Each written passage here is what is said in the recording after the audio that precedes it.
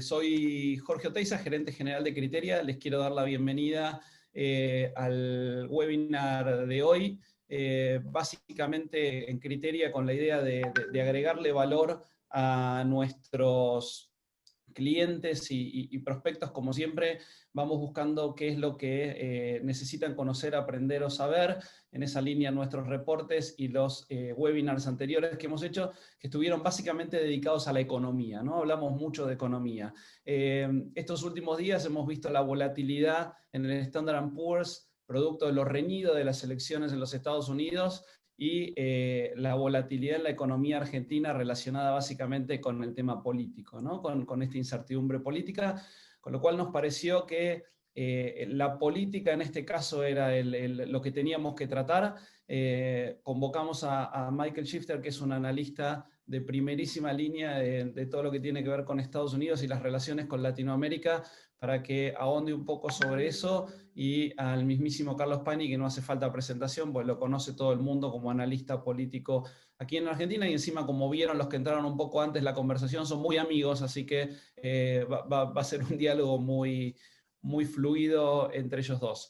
Quiero agradecer a Iván y a la gente de NN, que ahora nos van a contar en un segundo qué hacen, de manera tal por su compañía y coauspicio del evento. Quiero agradecer a La Nación, que también convocó a parte de su base, y la convocatoria hizo que el evento fuera más extenso.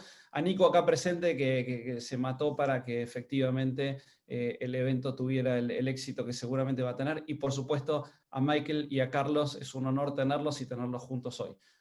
Bueno, primero decirles muchas gracias por la invitación a estar en esta reunión. Doblemente agradecido por la posibilidad de compartir con Michael, que es un gran amigo.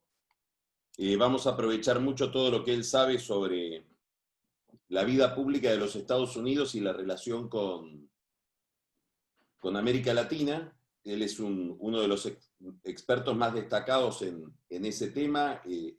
Dirige el Inter-American Dialogue, que es una institución súper gravitante en el análisis y en la propuesta de relaciones a lo largo de todo el continente, y además es un gran escritor sobre el tema. Así que yo voy a tratar de ser útil para que Michael nos pueda decir qué está viendo en un momento que, como todos sabemos, por distintas razones, plantea una encrucijada importante para la vida de los Estados Unidos y por lo tanto para todos aquellos que estamos de una u otra manera bajo la influencia americana.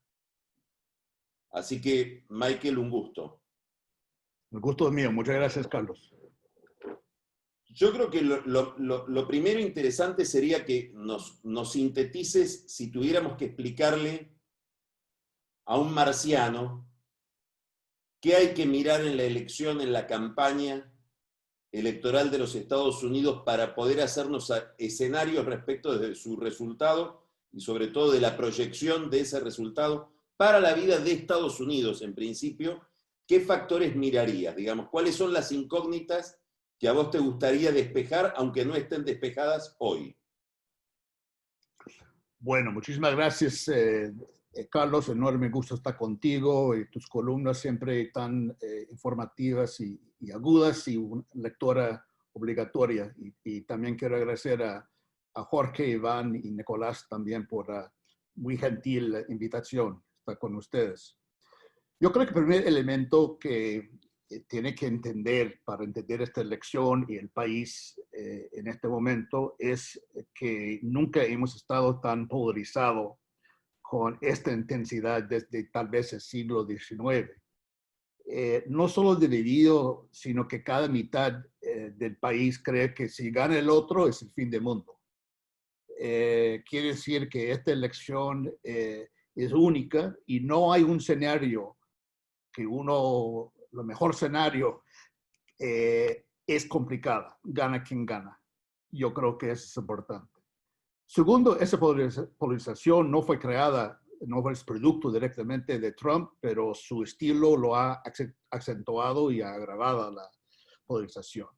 Él es un tipo muy conflictivo, le encanta el caos, el combate, eso es lo que lo sostiene, vive de esto. y es una elección, referéndum sobre Trump. No es una campaña con temas, con issues que creo que definen la dinámica. Es sobre Trump, él es el centro de todo. Por sorpresa de todo, y yo creo que es interesante señalar que esa polarización es muy estable. O sea, a pesar de que tenemos más de 200,000 muertos como de la pandemia y la economía está muy mal, la diferencia entre Trump y Biden es casi exactamente lo mismo de hace un año, de octubre de 2019. Y lo mismo, cuando las cosas estaban bien, la economía andaba bien antes de la pandemia, tampoco no había movimiento en las encuestas. Entonces, no importa lo que pasa, él tiene su 43, 44% y esto no cambia. También es importante entender que 90% de partidos republicanos apoya a Trump. Ese es el más que tenía Reagan y los dos Bushes. Es el partido de él lo ha conquistado. Y por eso cuando uno pregunta por qué los republicanos del Senado no dicen esto o lo otro, esa cifra creo que explica mucho. También es el único presidente que yo recuerdo que no ha buscado ampliar su base política. No creo que es capaz de hacer esto. Al mismo tiempo, esa estabilidad hace que la política y la sociedad estadounidense es muy volátil. La situación no va a cambiar con una elección. Tomará tiempo y habrá turbulencia en la política y la sociedad. ¿Por qué su base es tan leal y tan estable? Bueno, primero hay varias razones. Hay un culto de personalidad. Todo el mundo, mucha gente lo adora de su base, lo creen en él. Y también es importante recordar que ha cumplido su palabra en varios temas. El tema política migratoria más dura, la posición con China más dura, con aranceles y todo lo demás. Y él se presenta como víctima todavía de todos los que están aprovechando de él. También hay gente que le importa mucho los jueces. Y yo creo que ha habido un nombramiento de 300 jueces a todos los niveles muy importantes, que yo creo que ha sido muy importante para parte de su base política. Mañana va a anunciar el reemplazo de Ginsburg, la jueza Ginsburg, y parece que tiene los votos para le confirman. En ese caso sería 3 jueces de la Corte Suprema aprobado bajo Trump, mientras que en 8 años Obama tenía apenas 2 jueces. Y la retórica anti-establishment que él tiene, la rabia contra los leaks está muy profunda y eso también es rentable y da resultados. Y también es importante recordar que antes de la pandemia hubo récords de empleo, sobre todo entre africanoamericanos y también latinoamericanos. Esto antes de la pandemia, las cifras estaban muy bien para niveles de desempleo y para la economía en general. Ahora, él es muy hábil, como sabemos, en aprovechar sistemas, lo ha hecho toda su vida y está intentando otra vez. No hay ninguna manera que pueda ganar él el voto popular. Perdió por 3 millones en 2016 y puede llegar a perderlo por 5 millones o más en 2020. En este momento lleva una ventaja de 6.5 puntos a nivel nacional, pero como todos ustedes saben, las reglas de juego en nuestro sistema es el colegio electoral. Y para ganar necesita llegar a 270 votos. Y hay 6 estados claves que hay mucho más reñidas como a nivel nacional. En este momento Biden tiene ventaja en todos, pero la margen es mucho menor que la margen nacional. Hay un promedio hoy día que consulté las encuestas de 3.5%. Entonces, hay una margen todavía que muchas cosas pueden pasar. En este momento, dice los especialistas que Biden tiene como 71% posibilidades de ganar, pero obviamente eso deja a Trump con 29%, que es exactamente lo mismo que tenía en 2016. Y cuando uno pregunta, hace la encuesta, ¿quién quiere que sea presidente de Estados Unidos? La gran mayoría dice Biden. Cuando pregunta, ¿quién crees que va a ganar y que será el próximo presidente? Trump gana. Entonces hay mucha desconfianza en él y lo que puede hacer. ¿Qué puede hacer él en el tiempo que falta? Y en el mundo de Trump, aquí a 3 de noviembre es una eternidad. En muchas cosas puede pasar todavía. Las encuestas pueden estar equivocadas en esos estados claves. Hay una base de Trump con más energía, más entusiasmo, y eso tal vez no está reflejado en las encuestas que tenemos para esos 6 estados. Esa batalla para la Suprema Corte, que se va a anunciar mañana, puede también ayudar en cierta forma a Trump, porque la gente vuelve a líneas más tradicionales. Odian Trump, pero están alineados filosóficamente como conservador y las posiciones de una jueza conservador con esa gente.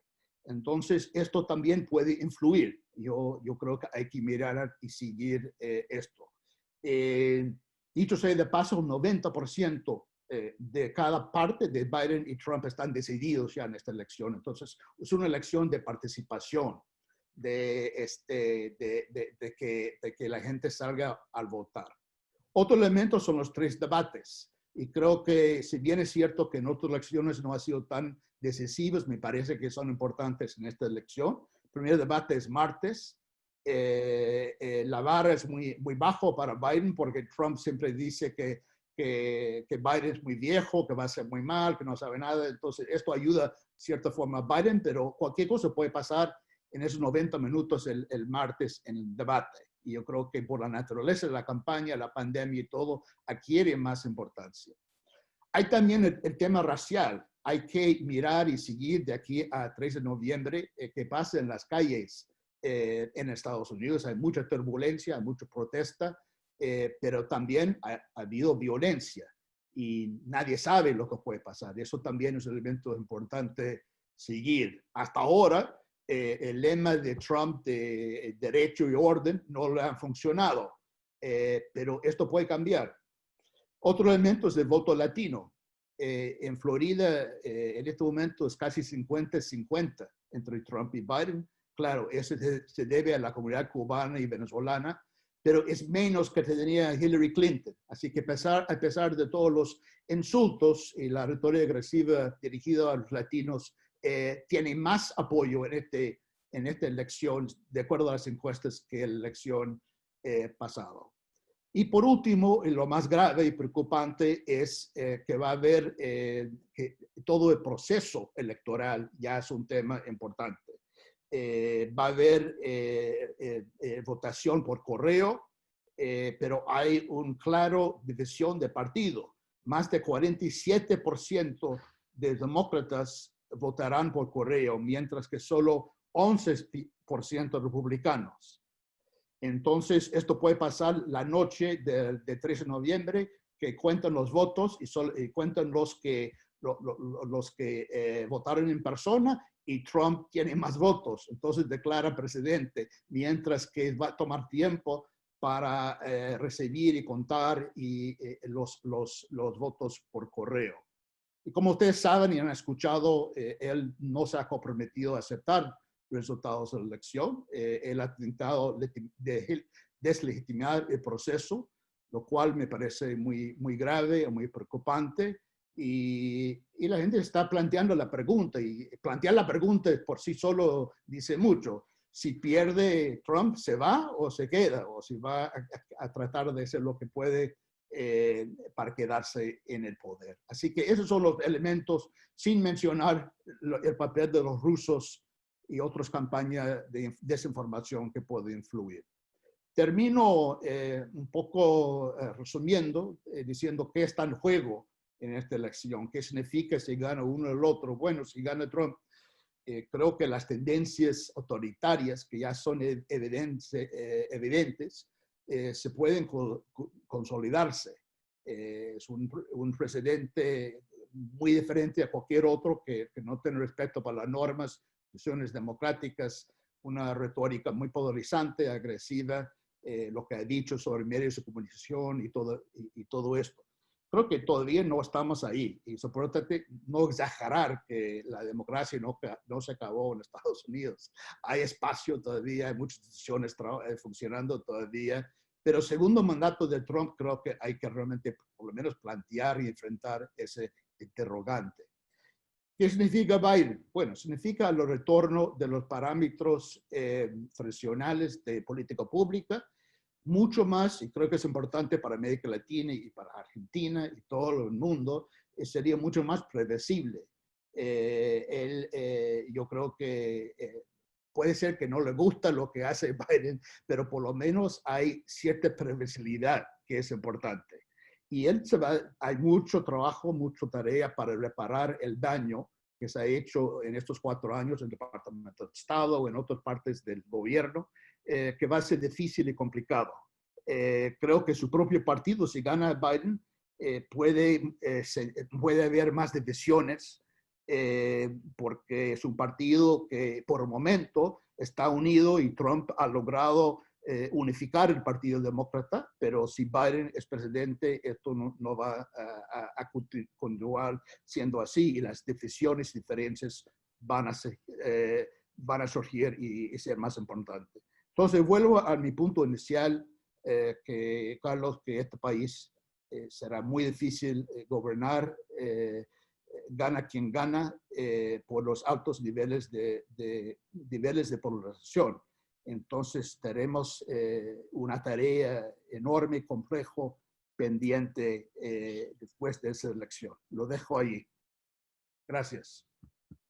Gracias a vos, Michael, muy claro. Hay en la política de Estados Unidos hacia la región, ha habido como una especie de reflujo de bastante larga duración después de 9/11. Un Estados Unidos como que se replegó en sí mismo hasta determinado momento de la presidencia de Obama, que empezó a tener una política más activa, inclusive con visitas, etcétera, hacia América Latina. Y todo ese proceso coincidió con un avance muy importante de China sobre la región, sobre todo en temas de financiamiento, infraestructura. Bueno, el tema Venezuela tiene sus peculiaridades, probablemente sea una excepción que no la podemos mirar como típica de todo lo que pasó, pero sí hubo ahí también un avance. Trump estuvo bastante ausente más allá de la política cubana, de revertir lo que fue el acercamiento tan notorio y digamos, novedoso de Obama hacia Cuba, y muy enfocado, casi exclusivamente enfocado junto con la política cubana en la política hacia Venezuela, con una cantidad de fracasos muy notorios, de iniciativas que no fueron sucediendo, pero muy agresivos. Y ahora al final del mandato, a propósito de la captura de la presidencia del BID, el argumento, por lo menos en esa operación, de que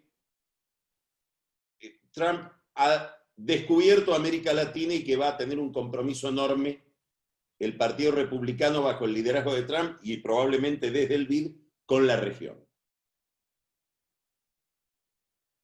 ¿Cómo te imaginas, cuando uno mira lo que hace Biden en materia de política hacia Latinoamérica, es una especie de revival, inclusive en las personas, de lo que fue la política del último Obama, ¿no es cierto?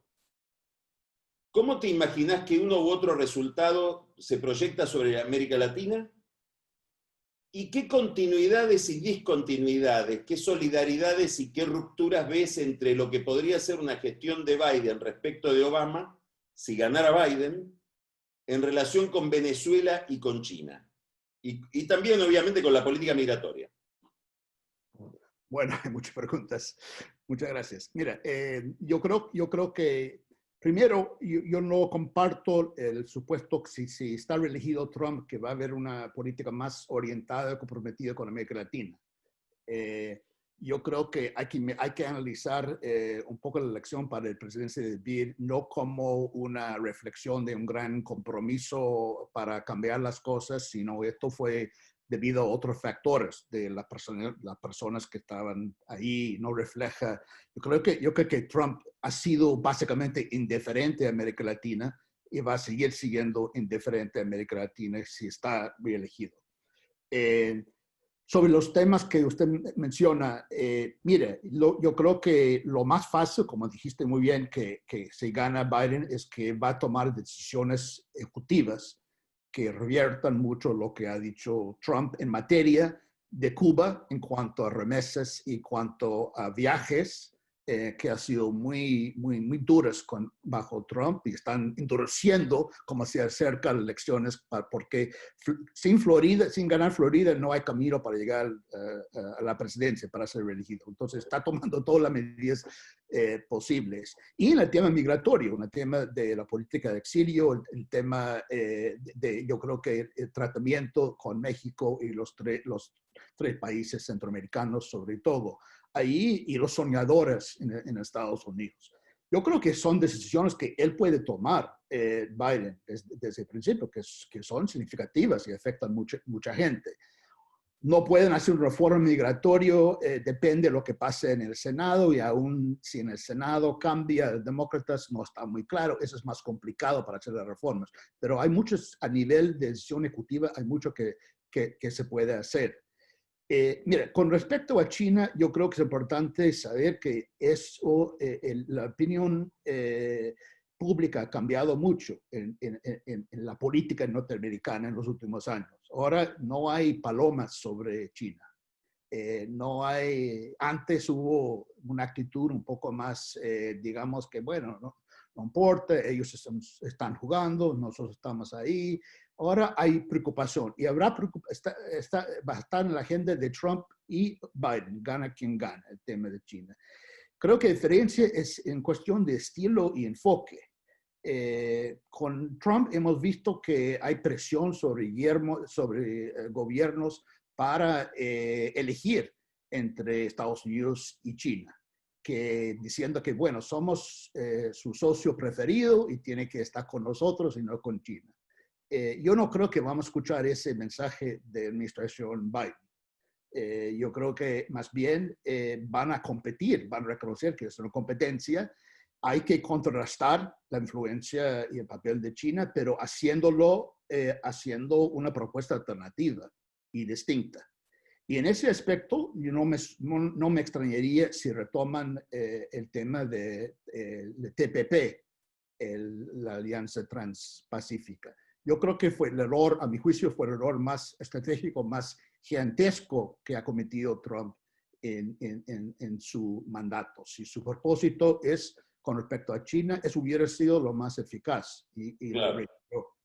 Entonces, yo creo que con este tema, yo creo que hay matices y estilo y enfoque que son diferentes. Creo que la administración Biden va a tratar de presentar una alternativa a China y competir con China, pero obviamente preocupado con su creciente presencia y participación en la región. Mientras como estilo de Trump, él tiene estilo de amenazas y castigos. Esas son herramientas más utilizadas por Trump. Biden tiene otras herramientas de apoyo económico, de diplomacia, otras cosas que vamos a ver. En cuanto a Venezuela, si gana Biden, no vamos a escuchar la frase todas las opciones están sobre la mesa. Esto ya no vamos a escuchar. Sin embargo, creo que es un error subestimar que la gente de Biden tiene una postura bastante dura y firme con respecto al régimen de Maduro. Y lo llaman dictador y yo creo que va a tener una posición muy dura, pero nuevamente el estilo y la retórica va a ser distinta. El lugar que ocupa la diplomacia va a ser mayor que bajo Trump. Trump creo que no dio ninguna credibilidad o ninguna posibilidad que la diplomacia puede ser eficaz, pero que por lo menos va a haber más oportunidad a esto. Y segundo, me parece que como la situación política en Venezuela es tan difícil y tan complicado, y parece que va a tomar tiempo para una transición en ese país, concentrarse más en apoyo humanitario, tanto por los venezolanos que están viviendo en Venezuela. Naciones Unidas dice que hay 9 millones de venezolanos que están necesitando ayuda humanitaria, y también los venezolanos viviendo en países vecinos que están sufriendo mucho. Yo creo que la mayor atención va en esa parte. También hay una diferencia de TPS, de protección para los venezolanos que están ya en Estados Unidos, que Trump no ha apoyado porque tiene una posición dura con respecto a migración, pero Biden lo apoya para proteger a los venezolanos que ya están en Estados Unidos, dar un estatus migratorio. Entonces, yo creo que hay diferencias. Yo no espero grandes transformaciones, iniciativas bajo Biden. Ya se acabó la Alianza para el Progreso, ya se acabó la Iniciativa para las Américas. Esto hay que partir del análisis que los Estados Unidos va a ser muy mal y la agenda doméstica va a ser prioritario. Y también con la tesis que América Latina también es muy complicada, muy difícil, y hoy día, y creo que en los próximos años, va a ser muy complicado también. Así que yo no esperaría grandes cosas, pero sí hay a los márgenes hay cambios que son importantes. Me gustaría hacerte una pregunta sobre algo que indirectamente a nosotros nos afecta mucho, que es, y que no siempre tenemos tan en cuenta, que es la relación Brasil-Estados Unidos. Probablemente uno de los procesos, a mi juicio, más determinantes que hay hoy sobre la vida argentina es el proceso de liberalización económica que pretenden los brasileños. Nosotros vamos a estar a fin de año en una encrucijada que es si nosotros firmamos o no el acuerdo, el Tratado de Libre Comercio con la Unión Europea, que obviamente Brasil quiere firmar, y Brasil en el Mercosur tiene dos aliados muy claros que son Paraguay y Uruguay. Y siempre en la relación, en la afinidad que ha habido entre, no sé si entre Brasil y Trump o entre la familia Trump y la familia Bolsonaro, se dibuja en el fondo la posibilidad de un acuerdo de libre comercio o algún tipo de acuerdo comercial entre Brasil y los Estados Unidos, que yo creo que sería también festejado por Uruguay y Paraguay. Todos suponemos que vamos a un mundo más proteccionista después, por este proceso de la pandemia. Probablemente esos son temas que pierdan velocidad, pero ¿cómo pensás vos la relación comercial y la relación de Biden con Brasil en términos comerciales y con la región en general si es que ganara Biden? ¿Cómo pensás una continuidad de Trump? Bueno, yo creo que en general, Brasil, si gana Biden, creo que Brasil puede ser el país más afectado o donde más cambia la relación con Estados Unidos, en general. Obviamente hay temas como cambio climático y el Amazonas que ha sido, no le importa el presidente Trump, que sí le importa la gente de Biden. Obviamente depende quién va a ser secretario de Estado y el equipo de Biden, pero en general va a dar mucho más énfasis a esto y eso va a crear, me imagino, tensiones. Yo no sé hasta qué punto, y esto es una pregunta más para ti, hasta qué punto Bolsonaro se va a acomodar a la administración Biden, su agenda, que es diferente en cuanto a cambio climático y derechos humanos y democracia y todo esto. Pero seguramente no va a ser lo mismo. Esto es un cambio, creo que de todos los países en Sudamérica es donde más va a cambiar en Brasil. En cuanto a comercio, creo que esto va a ser difícil. Yo creo que no hay mucho ánimo, como tú dijiste muy bien, hay un sentido proteccionista en Estados Unidos también, y Biden va a tener mucho cuidado. Recuerda que él tiene parte de su base de Sanders y la parte izquierda, que él tiene que también mantener esa gente en su coalición. Entonces, me parece que no va a haber grandes, digamos, cambios, transformaciones en cuanto al tema comercial. Puede haber un acuerdo, pero yo creo que esto no va a ser tan, digamos, comprensivo y tan dramático como tal vez quisieran otros. No creo que las condiciones están ahí en este momento. Gana Trump o gana Biden. Ahora, yo creo que el tema de China, solamente para agregar, el tema de China también es relevante con el tema de Brasil, porque si bien habrá más tensión entre Bolsonaro y Biden, Brasil es Brasil. Es un país y Biden ha estado en Brasil, conoce Brasil y reconoce su importancia estratégica, entonces tampoco no va a terminar siendo adversarios, pero yo creo que va a haber algunas tensiones ahí. En la Argentina, sobre todo probablemente por razones que hacen a la pregunta misma, el kirchnerismo, o todo aquello digamos, que hace juego con la mentalidad o con la posición ideológica o conceptual del kirchnerismo, tienden probablemente muchas veces a exagerar, y ahora que hay tanta polarización en Estados Unidos más, los cambios que podría haber para países como la Argentina si gana uno u otro. Sobre todo en materia económica. Se pierde un poco la noción de que hay determinados temas en Estados Unidos que son sagrados, digamos, que no están puestos en discusión. La libertad de mercado, la estabilidad de los contratos, las garantías para la propiedad privada. Es un tema importantísimo para la Argentina porque este gobierno se propone, por lo menos su ministro de Economía se propone, ir a un acuerdo con el Fondo Monetario. Y todos sabemos que más allá de los papeles, el peso del Departamento del Tesoro en el Fondo Monetario para este tipo de acuerdos es crucial. Es una palabra más que decisiva. Hay toda una interpretación que a mí me llega desde el gobierno argentino de que Martín Guzmán, el ministro, trata de postergar la negociación encendiendo una vela a cada santo para que gane Biden y esa negociación sea más fácil o menos exigente. ¿Cómo nos ayudarías vos a pensar este problema? Francamente, Carlos, yo creo que las diferencias entre uno y otro son menores.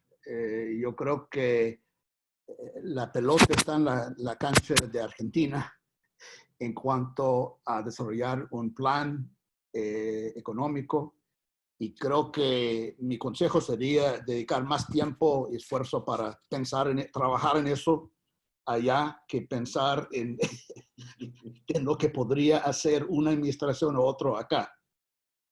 Eso sería yo he consultado antes para esta llamada, yo he consultado con varias personas y creo que ese es el consenso acá, que no ven grandes diferencias en cuanto a un tesoro de Biden o tesoro de Trump con respecto a un poco la posición de Argentina con respecto al Fondo Monetario, negociación de Fondo Monetario. Creo que hay disposición en general para apoyar tanto de Trump como de Biden.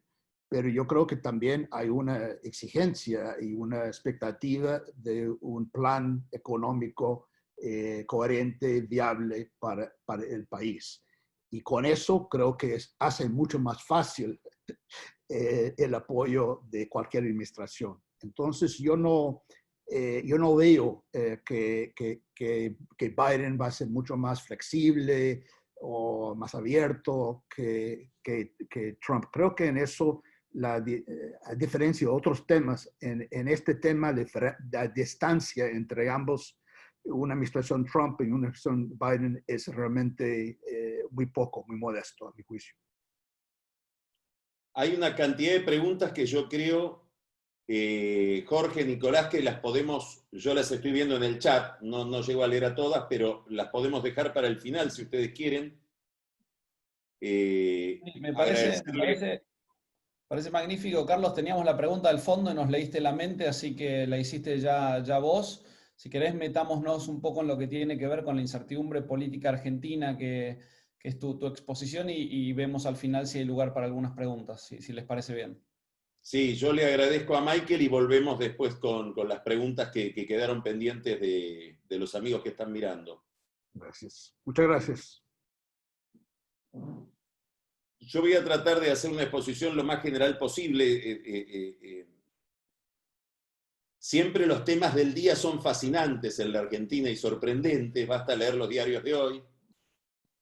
Entonces, para un periodista es bastante trabajoso sustraerse a lo cotidiano y pensar un poco más en las dinámicas generales que nos permitan construir algún escenario sobre lo que puede llegar a pasar. En un momento muy determinado por la economía. El problema económico hoy en la Argentina y el problema coyuntural de la economía y de la gestión económica y los problemas de gestión económica que estamos viendo, Michael ha sido muy diplomático en lo que dijo, cuando dijo yo les aconsejaría hacer un plan económico y no esperar a ver cuál es el resultado de la elección americana.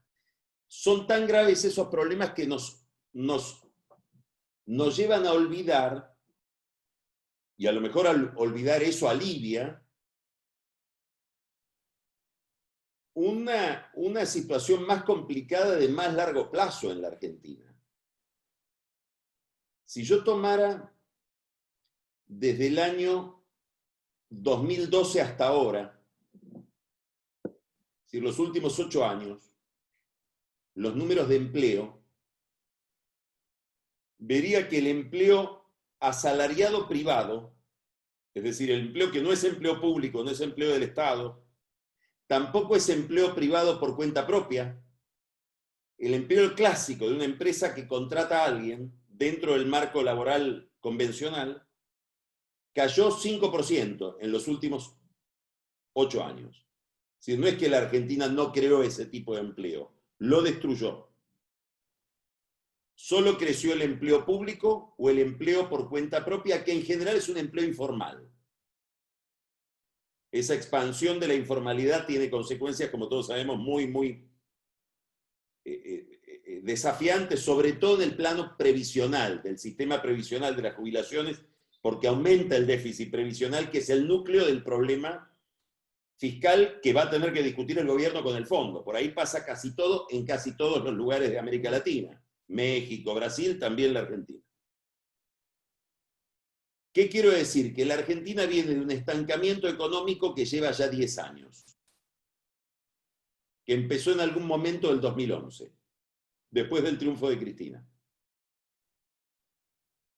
Dentro de esa gran secuencia de estancamiento, se inscribe la crisis que se desencadena a partir del 2018. Que es una crisis muy traumática, que nos lleva a un acuerdo con el fondo de características muy discutibles. Hay un enorme debate sobre eso. Después, al final de todo, me voy a referir a ese debate por otro motivo, porque conecta con otra cuestión política. Y ese acuerdo no funcionó como los que lo firmaron o como los que lo elaboraron habían pensado y nos metió en una recesión más profunda sin lograr disminuir la inflación. Es decir, que nosotros entramos a la tercera caída, que es esta del COVID. No quiero entrar acá en la cuestión de cuánto tiene que ver la pandemia, cuánto la cuarentena. Yo creo que la cuarentena ha sido pésimamente manejada, como estamos viendo ahora, donde la economía exige liberar la circulación en el momento en que parece que estamos llegando al pico. Hay más contagios, más muertos, y ahora nos dicen, bueno, ahora sí anda al trabajo. Entonces, ¿cómo es que me cuidabas antes? Cuando no había virus me impedías ir a trabajar, o salir a hacer determinadas actividades, y ahora que estoy más amenazado me lo permitís, digamos, es evidente que esa política estuvo mal manejada. Esta crisis o esta contracción económica se inscribe ya con aquellos dos antecedentes, es decir, que entramos a la crisis con comorbilidades, con problemas previos. Sobre todo dos, importantísimos. Un problema fiscal muy importante, que impide gastar más, y un problema monetario muy importante, porque tenemos inflación muy alta. Quiere decir que la expansión monetaria a la larga o a la corta tiene un efecto sobre la inflación. Entonces, el gobierno, la Argentina y el gobierno en particular, están ante un problema cuya mejor formulación, el que mejor lo formuló para mí fue en un tuit Pablo Gerchunov. Es un historiador de la economía muy, muy inteligente. Y dijo, ¿cómo se hace cuando un gran desequilibrio fiscal y monetario convive con un colapso productivo? Es decir, cuando tengo un colapso productivo, pero no tengo las herramientas expansivas, porque ya las agoté. No puedo expandir más el gasto público, ni puedo expandir la cantidad de moneda. Y contesta Gerchunov, no sé. Y nadie sabe. Entonces estamos ante ese desafío que es complejísimo. Esto determina, obviamente, que probablemente al final del partido, que no sabemos cuándo va a ser tampoco, veamos que la Argentina cayó mucho más que otros países. Ya lo estamos viendo. La caída del producto en la Argentina es más aguda que en otros, en países equivalentes. No es mi problema, no me parece que sea el problema más importante. El problema más importante es qué velocidad va a tener la recuperación. Y ahí creo que la política no solo aporta poco, sino que complica. Es decir, la política nos tiene que hacer prever que la salida va a ser no solo más lenta, sino probablemente mucho más traumática que en otros lugares. ¿Por qué? Yo creo que hay tres razones principales. La primera, el diseño de este oficialismo. Este oficialismo es un oficialismo, el kirchnerismo actual, tiene un diseño rarísimo.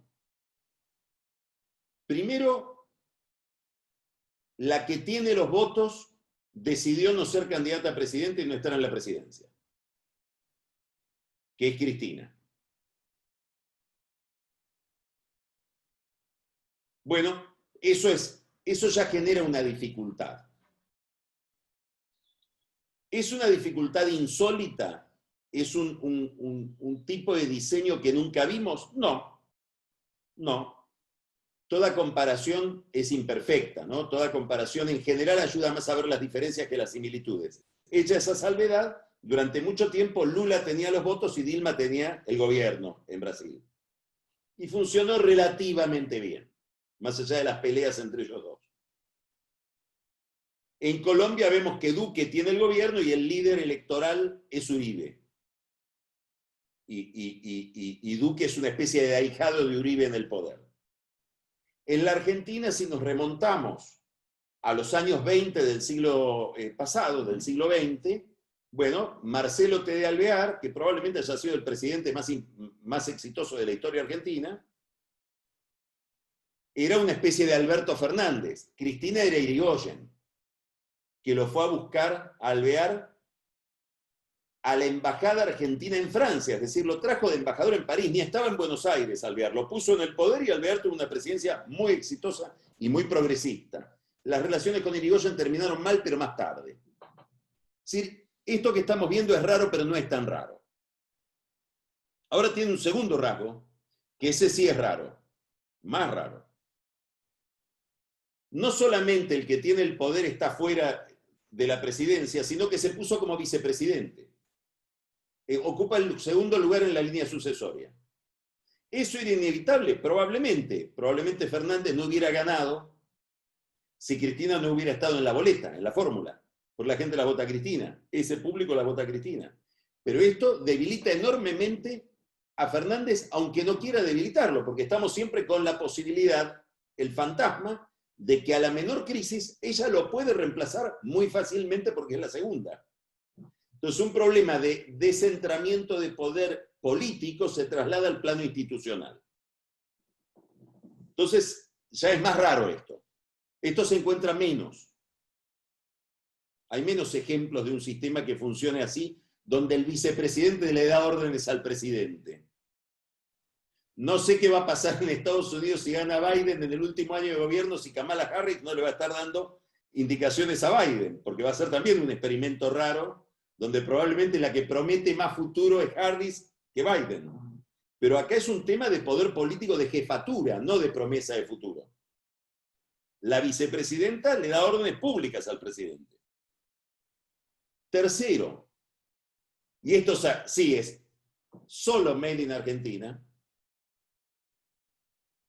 el líder político se pone como vicepresidente, pero además elige como presidente a alguien que nos trató de convencer a lo largo de 10 años que piensa distinto que ella y que la enfrentó. ¿Qué quiero decir? Que en un momento de gran incertidumbre política, donde la Argentina viene con un problema de confianza desde el gobierno anterior, y lo voy a poner en una cuestión específica, la Argentina no tenía un gran problema de cantidad de deuda, tenía un problema de que no le renovaban los vencimientos, de refinanciamiento, tenía un problema de financiamiento, no de stock de deuda, porque había perdido el gobierno anterior la confianza.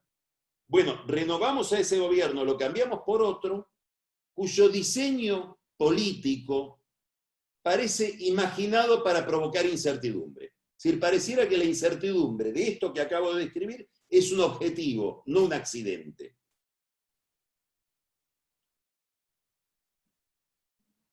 La jefatura de Cristina es una jefatura que tiene dos condiciones. La primera es una jefatura conceptual. Ella es una líder que se considera jugar en una liga donde no hay ningún par en la Argentina, probablemente tampoco ella se mira en un espejo donde no tiene ningún par en la región, está ratificada y convalidada dentro de su propio público por el regreso al poder, cosa que resulta incomprensible para muchísima gente. Es la única dirigente política de la Argentina a la que se le cumplieron los pronósticos, porque un día antes de irse dijo: acaba de venir un gobierno de derecha que va a dejar un país con menos empleo, más desocupación y un acuerdo con el fondo que va a fracasar. Se cumplió todo. Es decir, si yo fuera kirchnerista, la quiero más que antes, le tengo más fe que antes. Y se considera depositaria de un legado que yo diría es un legado antiliberal, en un sentido profundo.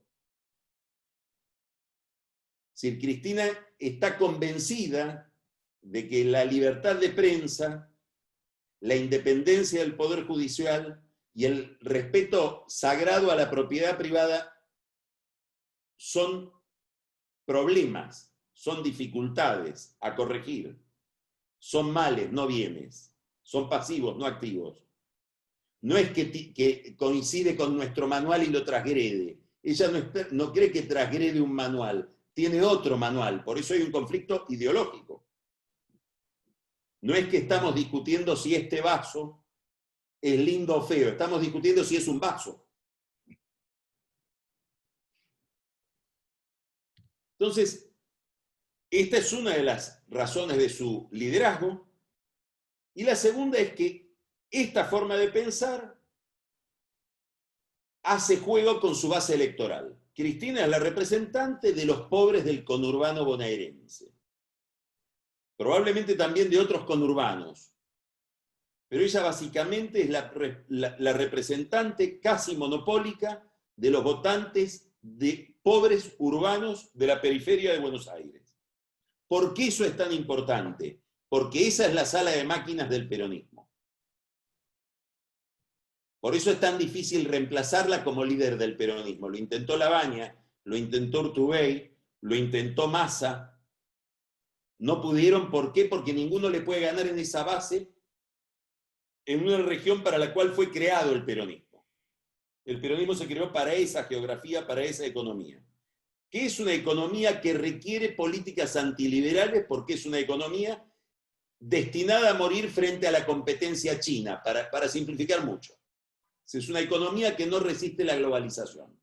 Por lo tanto, si yo mi poder lo asiento ahí, ya determino toda una política económica de subsidio, de mucho Estado, de mucho desequilibrio fiscal, de proteccionismo, de aranceles altos, porque todo eso, si no tuviera ese entorno político, estalla. Y su base electoral es esa. Es decir, que aquí hay una determinación electoral enorme del modelo económico. ¿Cómo se garantiza ella frente a Fernández que se mantenga el kirchnerismo en este lugar del mapa? En este lugar del mapa conceptual y electoral. ¿Con una doctrina? No. ¿Tiene una ideología? Ella no. Tiene lecturas difusas, ideas complejas, muy mal formuladas. Entonces, ¿cómo se garantiza la ortodoxia? Con un listado de conflictos. Si la identidad de este grupo político está fijada por sus oposiciones.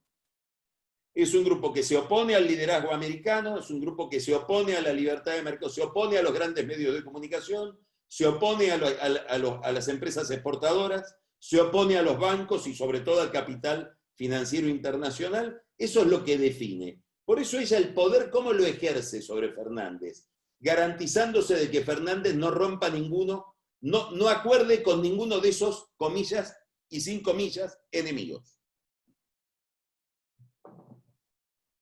Esto es un enorme problema para el tipo de salida económica que tiene que tener la Argentina. Es casi lo contrario de lo que uno recomendaría. Porque si tengo un Estado agotado, no puedo expandir más la moneda, porque corro el riesgo de un fenómeno, de un trauma inflacionario importante, aunque no sea hiperinflación.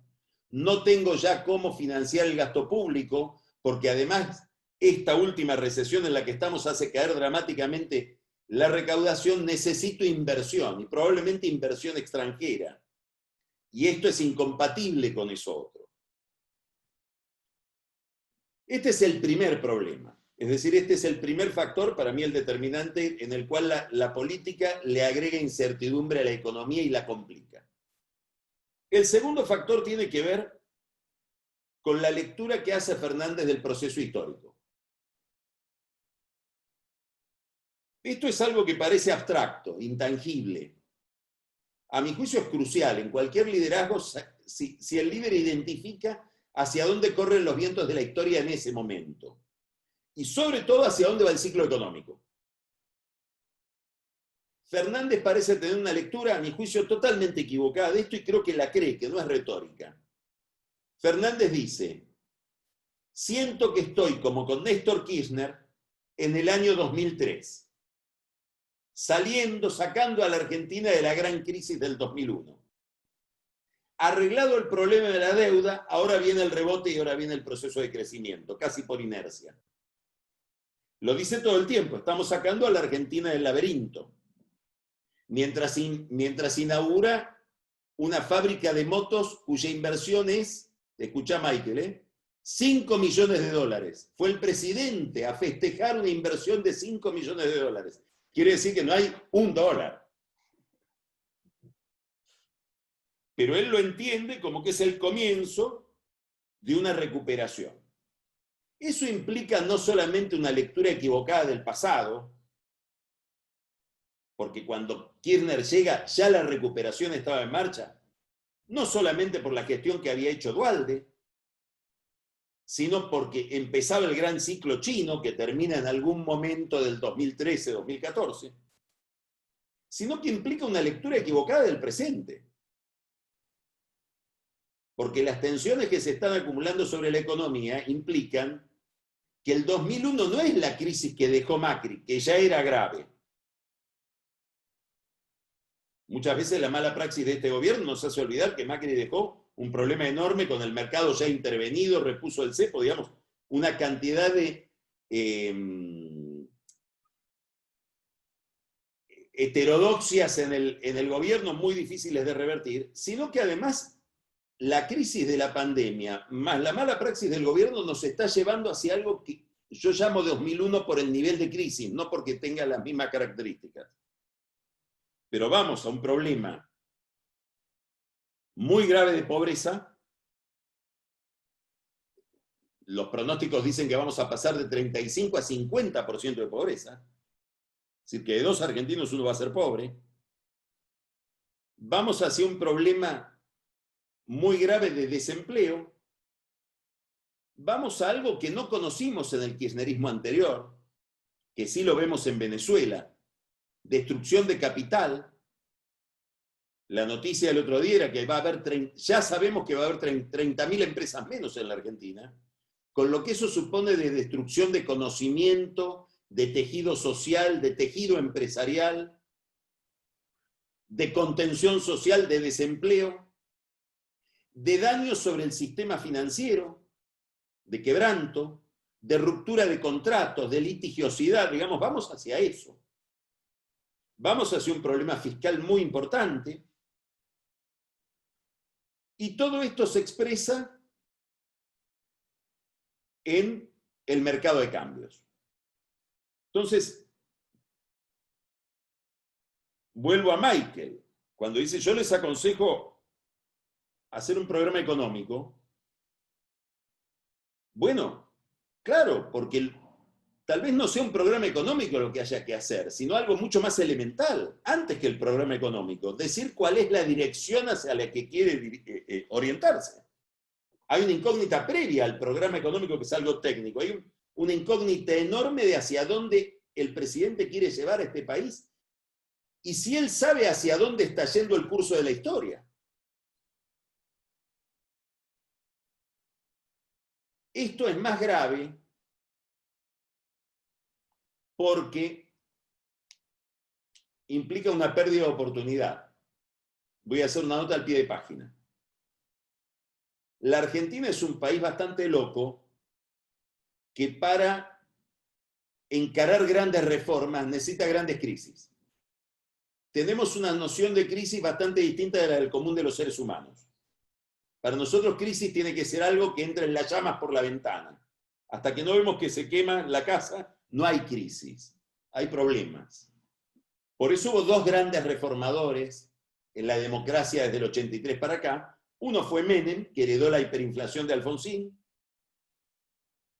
y el otro fue Kirchner, que hereda la gran recesión del fin de la convertibilidad. Son momentos de miedo, y en los momentos de miedo la gente delega mucho el poder, y el que tiene el poder encuentra que la realidad tiene una plasticidad que en otras condiciones no tiene. El que más se nota que le faltó una crisis es Macri. Digamos, el gran problema de Macri para su proyecto de reforma es que no tuvo una crisis previa. Claro, para alguien que mira desde Estados Unidos tuvo una crisis, pero para nosotros no era crisis.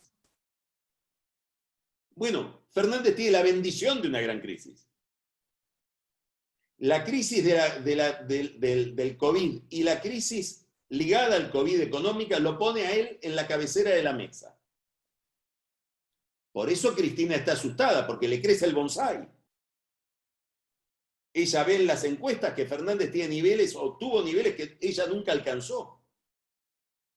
Jamás Cristina superó el 80% de consideración positiva como tuvo en abril Fernández. También por eso interviene a partir de ahí. Y Fernández ese lugar en la cabecera de la mesa no lo quiere aprovechar. O porque no sabe, o porque no puede, o porque no quiere. Teniendo la posibilidad de encarar un sistema de reformas, aprovechando el poder que le da la crisis, no las tiene en la cabeza. Ni siquiera tiene claro hacia dónde quiere ir. Tiene un discurso de gran incertidumbre. Ese es el segundo problema. El tercer problema es práctico, pero importantísimo. Un gobierno mal armado. Ustedes me pueden decir, no, no está mal armado, no te gusta a vos cómo es el gobierno. No, no estoy hablando de eso. Por todo lo que estoy diciendo, ustedes ya saben que a mí me gusta el gobierno. Pero digo, hay un diseño del gabinete que colabora con la crisis. ¿Por qué? Porque este es un gobierno de coalición, porque el peronismo hoy es una coalición, aunque tengan todos la misma marca. Están los peronistas de Cristina, están los peronistas de Alberto, están los peronistas de Massa, algo de los gobernadores del interior. ¿Cómo hacen los gobiernos de coalición para organizar la administración? Segmentan con cortes verticales. Pongamos el caso de España. En España el gobierno es una coalición. El presidente de esa coalición, el líder, es Pedro Sánchez del Partido Socialista. Sánchez le asignó a uno de sus aliados principales, que es Podemos, la cartera laboral, una vicepresidencia y la cartera de trabajo. Yo ya sé, me guste o no, que si quiero saber qué va a pasar en la política laboral de España, tengo que leer lo que escribe Podemos, tengo que hablar con la gente de Podemos, y que en el Ministerio de Trabajo está Podemos. Y los que son de Podemos saben que su lugar es en el Ministerio de Trabajo. No están golpeando otras puertas. Así sucedió en Chile cada vez que hubo coalición, así sucede en Alemania, así sucedió en Brasil, donde durante muchísimos años fueron gobiernos de coalición, hasta este gobierno. Fernández no quiso hacer así. Fernández hizo cortes horizontales. En cada ministerio hay gente de Cristina, gente de Fernández, gente de Massa, gente de los gobernadores, y cada ministerio es una torre de Babel. Si yo quiero hacer una inversión en energía hoy en la Argentina, hablen con cualquier empresario energético, no sabe cuáles son las coordenadas de esa inversión, porque no se sabe quién manda, y no sabe cuál es el concepto. Al frente de la empresa más importante donde tiene participación del Estado hay un hombre del mercado, puesto por, casi del mercado financiero, Nielsen, puesto por Fernández. El segundo está puesto por Cristina. El ministro, el secretario de Energía es un hombre que viene del peronismo de Neuquén, hipernacionalista. Los organismos de control son hiperintervencionistas puestos por Cristina, ni se conocen entre ellos. Voy a transporte, pasa lo mismo, y donde más pasa es en la política económica, que es lo que estamos viendo ahora. Guzmán dice, el domingo no va a haber más intervenciones en el mercado de cambio, y 2 días después salen regulaciones que ni ellos entienden cómo son. Entonces tenemos un área económica fragmentada en Culfas, que trata con las empresas, Guzmán, que se encarga de la hacienda y trata con el fondo, Pelle, que está en su mundo en el Banco Central, peleado con Guzmán, Cecilia Todesca, que asesora al presidente y dice cosas por los medios, como por ejemplo, vamos a un sistema de desdoblamiento cambiario, que es mentira, van hacia otro lado. Y Gustavo Vélez, que habla con los organismos de crédito internacionales y con la Embajada de Estados Unidos. ¿Por qué esto es tan importante? Porque en un momento de crisis, en un país como la Argentina, que es un país que no tiene una burocracia que trabaja por inercia, la capacidad de gestión cotidiana es importantísima. Tan importante como la orientación. Porque estas crisis suponen miles de problemas cotidianos que hay que resolver con una gestión muy activa y con mucha jefatura en cada ministerio. De eso carece el gobierno. Fernández en una mesa con los ministros de ese día por los problemas de ese día y después ministros que giran como electrones locos sin mucha orientación.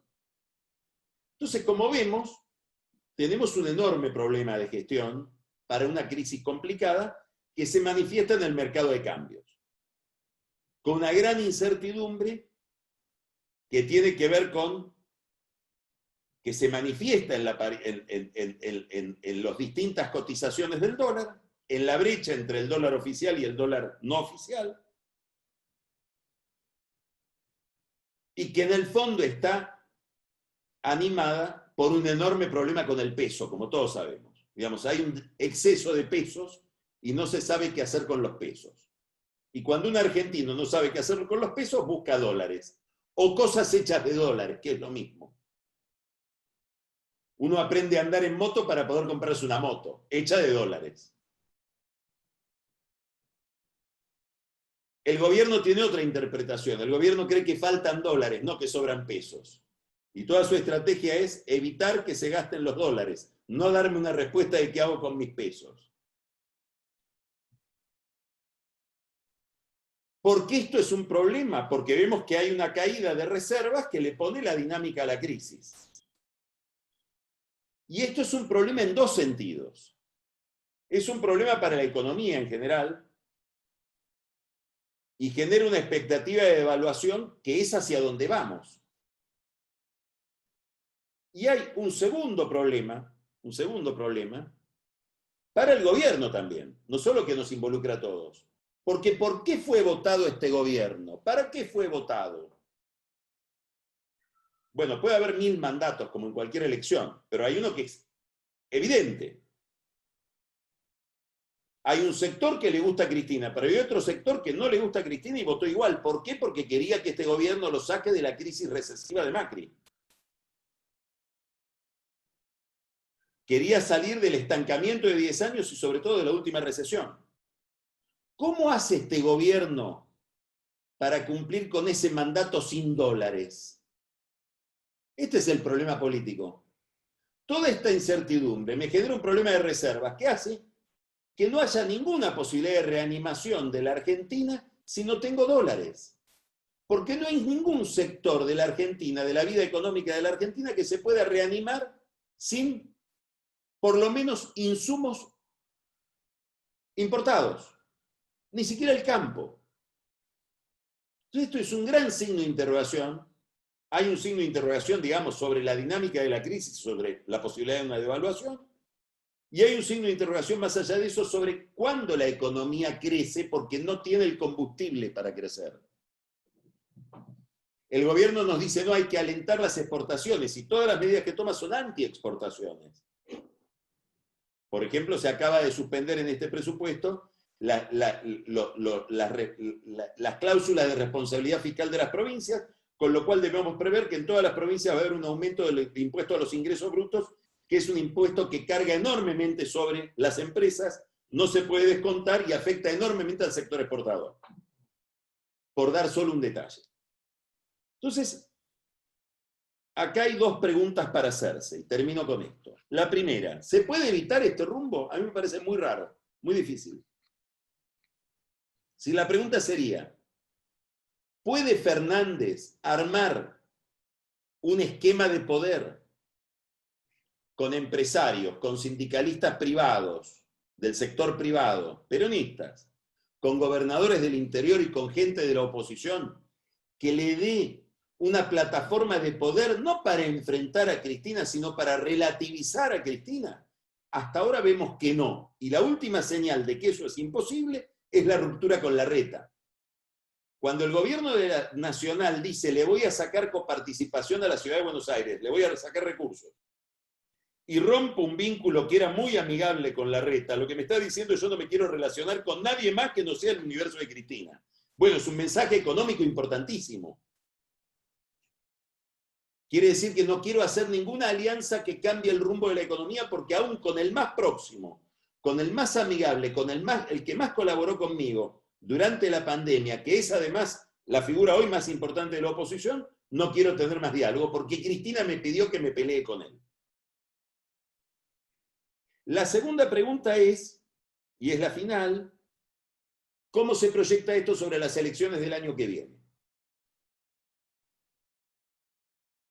Bueno, yo dije recién que ha habido un público que se fue de Macri, era un público que tenía una relación condicional con Macri, no se olviden ustedes, muy importante, Macri ganó en segunda vuelta, no en primera vuelta.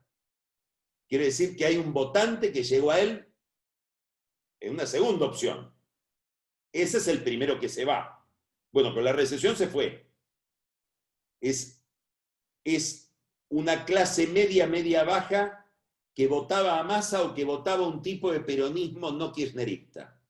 Ese eligió volcarse a Fernández, a pesar de que está Cristina, para castigar a Macri. A ese se dirige el gobierno, pero ese es el más afectado por la crisis. Si decimos que la pobreza va a pasar de 35 a 50%, quiere decir que hay 15% de personas que hoy pasaron a ser pobres, probablemente todavía no lo saben, están ahí. Hay una clase alta que puede sustraerse al peso de la crisis, que la puede afectar y todo, pero sigue viviendo bien. Y si el país no le da las prestaciones que espera, se van. Hay 25.000 argentinos golpeando la puerta de la Embajada de Uruguay hoy para irse, 25.000, hoy. Hay una clase muy baja que vive tan mal, tan sumergida en la pobreza, que el Estado con pocos recursos la sigue manteniendo igual de mal. Viven en grandes villas de emergencia, favelas, sin agua, sin infraestructura. Para tener una atención médica tienen que pasar 3 días haciendo cola en un hospital sin dormir a la noche. Bueno, la crisis sí los afecta, claro, pero más abajo no pueden caer. El problema está en aquel que no tiene ni tantos recursos para sustraer a la crisis, ni tan pocos que el Estado los pueda asistir. Esa es una clase media a la que al peronismo siempre le cuesta leer, sobre todo a este gobierno, sobre todo a Cristina. Es el señor que mandaba a su hijo a un colegio bilingüe y que ahora lo tuvo que cambiar a un colegio parroquial, o lo mandaba al parroquial y lo tuvo que mandar a un colegio público. Gente que está enojadísima, porque no es que está en un ajuste, no, la cambiaron de clase.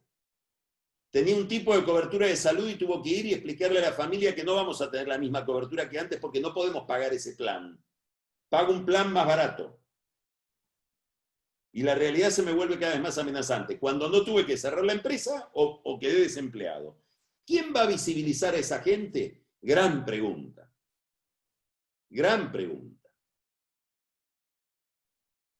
A mi juicio tiene que ver con 2 factores. Uno, en el caso del oficialismo, ¿vamos a una devaluación? Probablemente.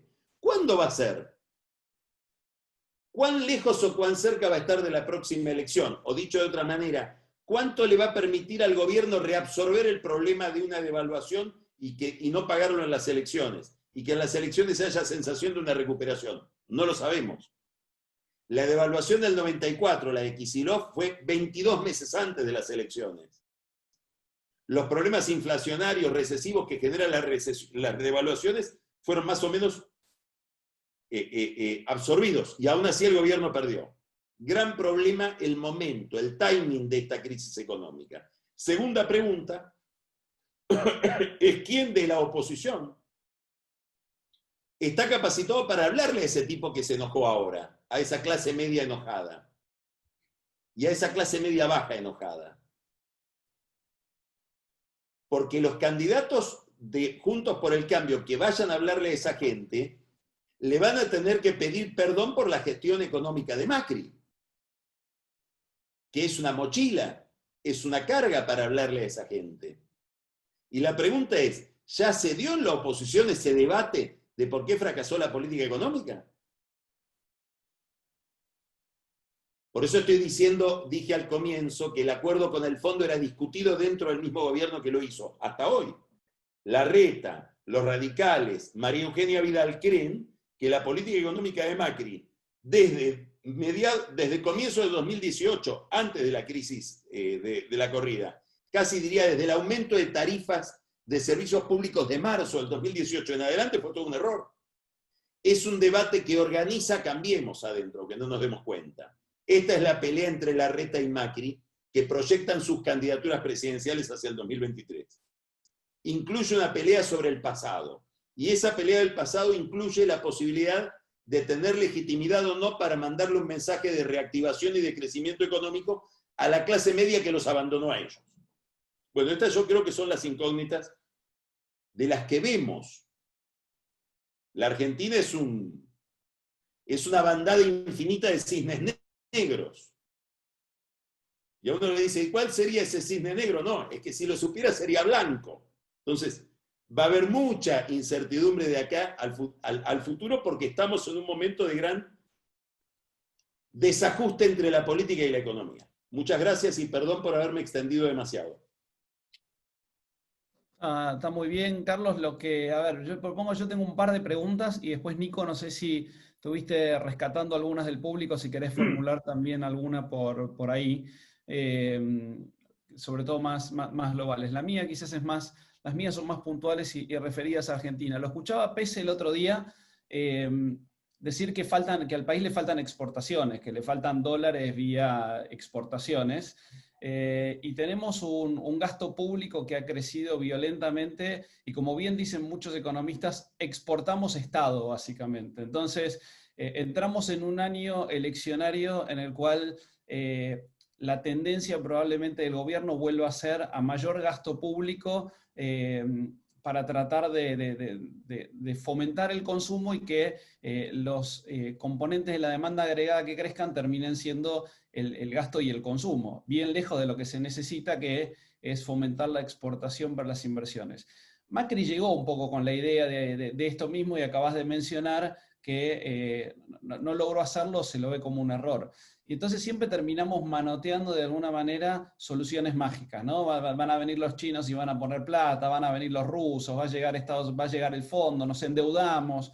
Entonces, esto es la historia argentina en los últimos 60, 70 años y no veo que haya mucha solución. Entonces, sin que te explayes una hora, quería ver qué opinabas ahí al respecto de esto, Carlos, puntualmente. Y una pregunta que les dejo para los dos, si quieren, para que leen las dos, es: muchos estamos hablando de Argenzuela, de si Argentina va a Venezuela. ¿Qué chances hay realmente que Argentina pueda transitar a un camino como ese, o si somos diametralmente opuestos en cuanto a la composición de la sociedad y diferentes actores y eso está lejos de la escena, ¿no? Esas son mis dos preguntas.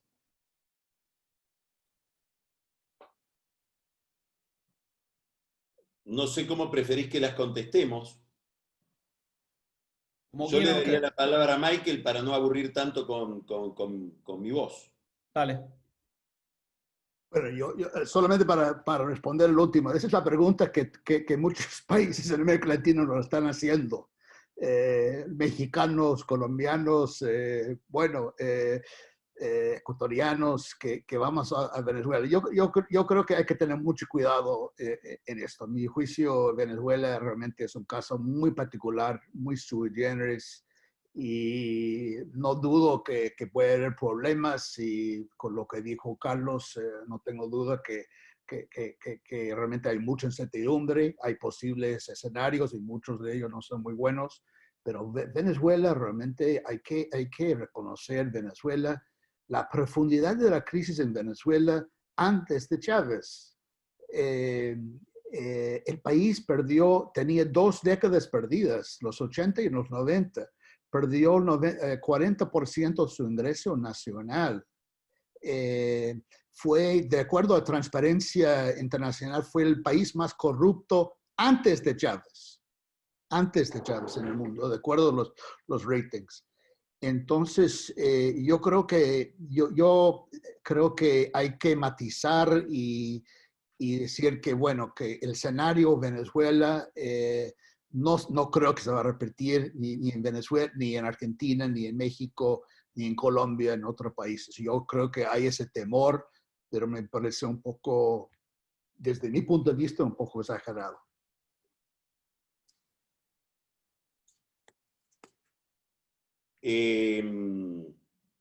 Suscribo todo lo que dijo recién Michael, me gusta me gusta el enfoque, me gusta muchísimo el enfoque de ver que hay problemas de larga duración que uno olvida siempre. Muy interesante esto que acaba de decir, de ir a la Venezuela pre-chavista para entender todo el proceso posterior.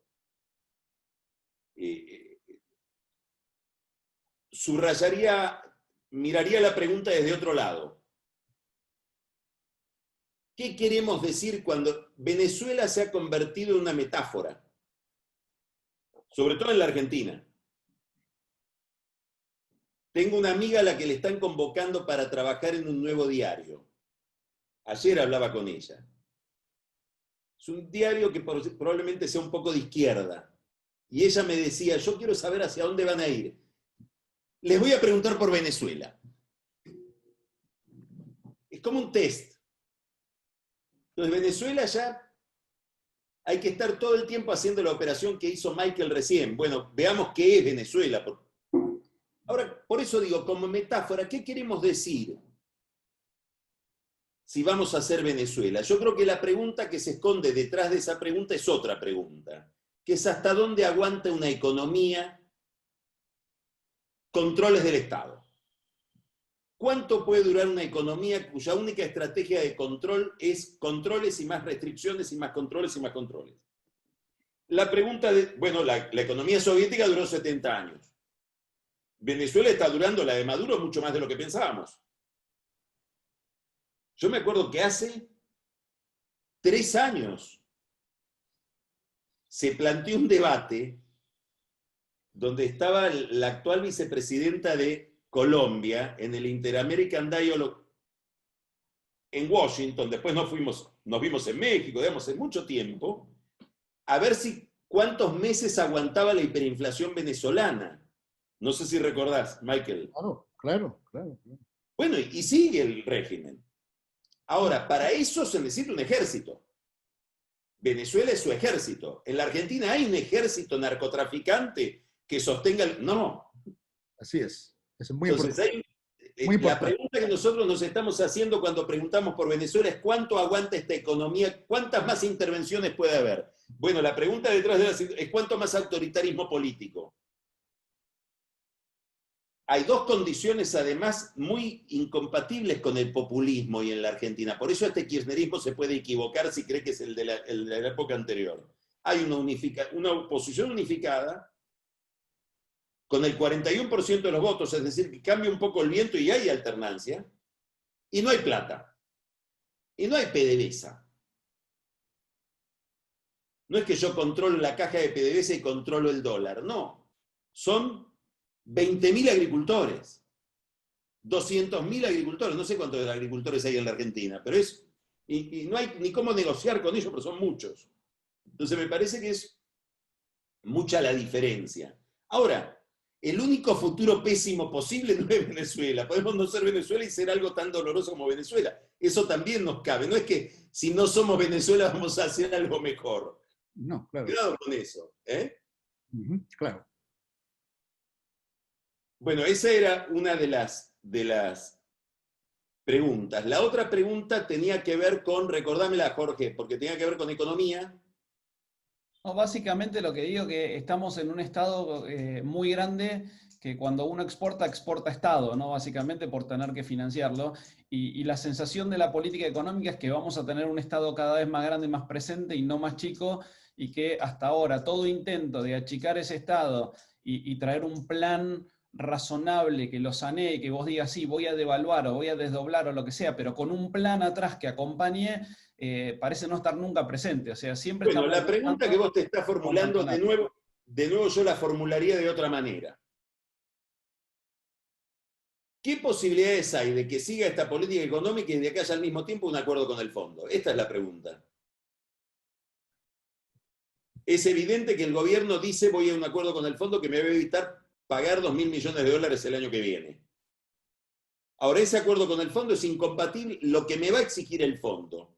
La temática ni siquiera si lo cumplo en el año que viene. Voy a estar hablando de cosas, voy a tener una agenda en los diarios de ajustes si voy a un acuerdo con el fondo. Gane Biden, gane Trump, tengo que ir a un acuerdo con técnicos que además están muy enojados con la Argentina porque nos llevamos 57.000 millones de dólares. Entonces la pregunta es, ¿hasta dónde la única posibilidad que yo veo de racionalidad, que es que venga de afuera y nos le imponga el fondo y que nos exija a cambio del rollover de la deuda una cantidad de pautas, es compatible con el liderazgo de Cristina? Bueno, buenísimo. Nico, siendo 11:30, no sé si querés vos formular alguna del público que viste. Así hacemos una última y ya los liberamos porque ya pasó 1 hora y media desde que arrancamos. Tenemos más de 50 preguntas del público, muchas tenían como denominador común la palabra Venezuela, y esa ya fue respondida. Y un poco también en la última respuesta de Carlos estaba contenida un poco la preocupación de muchos también en el panel de preguntas sobre cómo imagina él en un escenario otra vez donde entran las llamas y estalla una crisis. ¿Qué se imagina Carlos que puede pasar dentro de esta rara coalición de gobierno? ¿Cómo podría desencadenar dentro de la misma puja de poder de gobierno, ¿no? Voy a tratar de ser sintético. Acá aparecen dos problemas independientes y relacionados. El primero, acá hay una novedad Vuelvo a la comparación con Venezuela. No es lo mismo. Tiene algo que ver.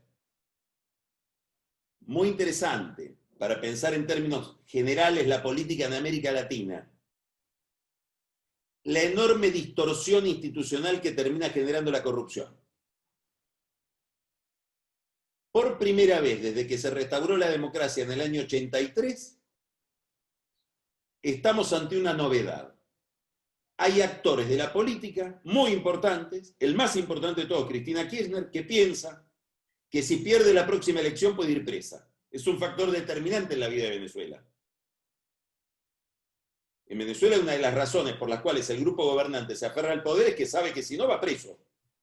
Bueno, acá no es la misma intensidad. No es que están siendo buscados ya por el FBI como narcotraficantes, pero el riesgo penal es enorme. Y el riesgo penal distorsiona la elección, como pasó en Brasil con Lula preso. Fíjense que son fenómenos, todos tienen que ver con corrupción, justicia y política. Primer problema. Por eso Cristina se está apurando a intervenir en el Poder Judicial y tratar de lograr que le limpien las causas ya. Porque no sé qué puede pasar si perdemos la elección en la provincia de Buenos Aires el año que viene. Primera dimensión de tu pregunta, ¿qué pasa si se profundiza la crisis en el oficialismo? Segunda dimensión, yo creo que le van a querer intervenir el gobierno a Fernández. Digamos, si Cristina y el grupo de Cristina ve que esto va generando cada vez más dificultades, se van a poner muy nerviosos por la derrota electoral y por el problema penal que hay detrás de la derrota electoral. Y van a decir, bueno, le ponemos el presidente del Banco Central. Ya esa idea está en la cabeza de ellos, después de esto de Pelle, los errores que cometió. La segunda es le pongo un jefe de gabinete. Hay algunos que son pícaros y dicen, lo pongo a Massa de jefe de gabinete, y que se vaya todo. Que se vayan nuestros dos enemigos internos, Massa y Fernández. Ahora planteo otro escenario. Cristina quiere más intervención en la vida pública. Quiere terminar con el sector agropecuario y crear la Junta Nacional de Granos. Supongamos que sería armar PDVSA, es decir, estatizar el comercio de granos. Y Fernández le dice, renuncio, me voy. Ya le dijo una vez Fernández, renuncio en el 2008, y se fue de la jefatura de gabinete. ¿Puede pasar eso? No lo sé. ¿Qué hace ella? ¿Agarra el gobierno? No creo. Fernández la puede extorsionar con la renuncia, sí. Ahora, una vez que la extorsionó, Fernández tiene una idea en la cabeza de para qué la extorsionó, creo que no la tendría. Pero digo, vamos hacia una circunstancia rara, que la estamos viendo todos los días. Más los imponderables, un levantamiento de la policía una semana después de toma de tierras, en el conurbano, en el territorio donde ellos tienen que ganar la elección. Bueno, es muy difícil prever en medio de este desorden, pero me parece que lo que va a pasar es más tensión y más pretensión de Cristina de tomarle el gobierno a Fernández. No, perfecto. 1 hora 40 casi de exposiciones, preguntas y respuestas. Creo que hemos recibido muchas felicitaciones ahí por el panel y en forma privada. Les quiero agradecer a los dos expositores, a Michael y a Carlos de vuelta por haberlo hecho posible, a Nico también, nuevamente a Club La Nación y a NN. Y bueno, nada, sigamos en contacto y seguiremos avanzando. Así que les agradezco nuevamente. Nico.